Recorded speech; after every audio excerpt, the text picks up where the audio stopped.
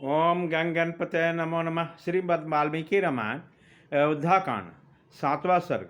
श्री राम का अभिषेक का समाचार पाकर खिन्न हुई मंथरा को कैकेयी को उभारना, परंतु प्रसन्न हुई कैकेयी को उसे पुरस्कार रूप में आभूषण देना और वर मांगने के लिए प्रेरित करना।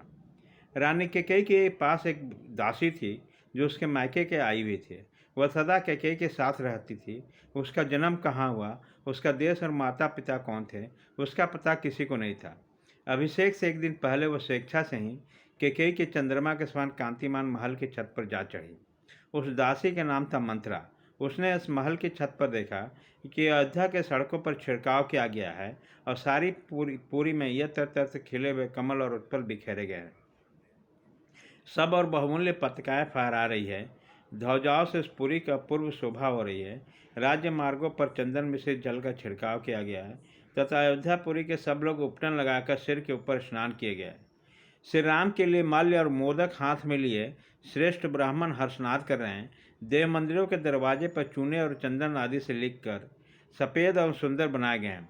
इस प्रकार बाजों की मनोहर ध्वनि हो रही है। अत्यंत हर्ष में भरे हुए मनुष्यों से सारा नगर परिपूर्ण है। चारों ओर वेद पाठकों की ध्वनि गूंज रही है। श्रेष्ठ हाथी और घोड़े हर्ष से उत्फुल्ल दिखाई देते हैं तथा गाय बैल प्रसन्न होकर रंभा रहे हैं। सारा नगर निवासी हर्षजनित रोमांच से युक्त तथा आनंद मग्न है। नगर के सब और श्रेणी वर्ग ऊंचे ऊंचे ध्वज फहरा रहे हैं। अयोध्या को ऐसी शोभा देखकर मंथरा को बड़ा आश्चर्य हुआ। उसके पास ही कोटे पर राम को धाय को खड़ी हुई देखा। उसके नृत्य प्रसन्नता से खिले हुए थे और शरीर पर पीले रंग की रेशमी शोभा पा रही थी, साड़ी शोभा पा रही थी। उसे देखकर मंत्रा ने आज उससे पूछा, धाय, आज श्री रामचंद्र जी के माता अपने किसी अभीष्ट मनोरथ के साधन में तत्पर हो अत्यंत हर्ष भर कर लोगों को धन क्यों बांट रही है? आज यहाँ के सभी मनुष्य की इतनी अधिक प्रसन्नता क्यों है? इसका कारण मुझे बताओ। आज महाराज दशरथ अत्यंत प्रसन्न होकर कौन सा कर्म कराएंगे? श्री राम की धाय हर्ष से फूली नहीं समाती थी। उनके कुब्जा के पूछने में बड़े आनंद के साथ उसने बताया, कुब्जे, रघुनाथ जी की बहुत बड़ी संपत्ति प्राप्त होने वाली है। कल महाराज दशरथ पुण्य नक्षत्र के योग में क्रोध को जीतने वाले पाप रहित रघुकुल नंदन श्री राम को युवराज के पद पर अभिषिक्त करेंगे। धाय का यह वचन सुनकर कुब्जा मन ही मन कुड़ गई और कैलाश शिखर के भांति उज्ज्वल एवं गगनचुंबी प्रसाद से तुरंत ही नीचे उतर गई। मंथरा को इस प्रकार कैकेयी का अनिष्ट दिखाई देता वो क्रोध से जल रही थी। उसके महल में लेटी हुई कैकेयी के पास जाकर इस प्रकार कहा, मूर्ख, उठ, क्या सो रही है?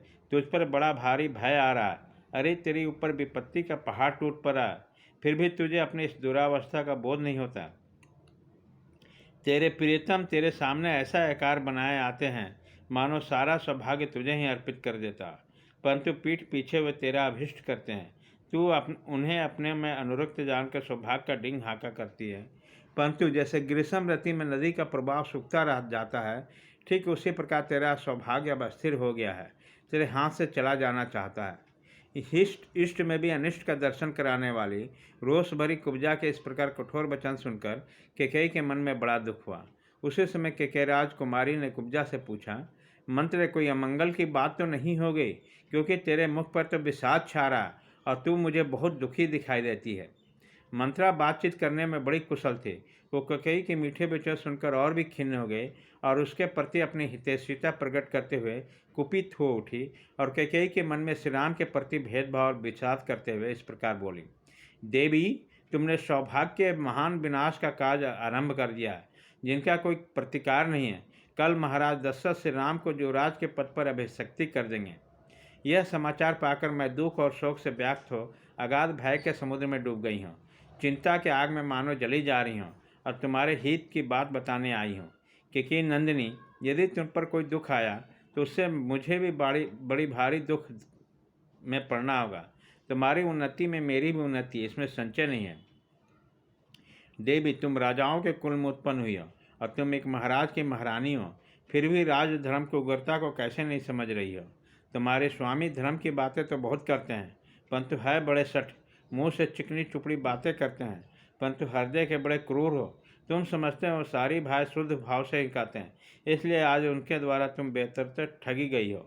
तुम्हारे पति तुम्हें व्यर्थ संतावना देने के लिए यहाँ उपस्थित होते हैं।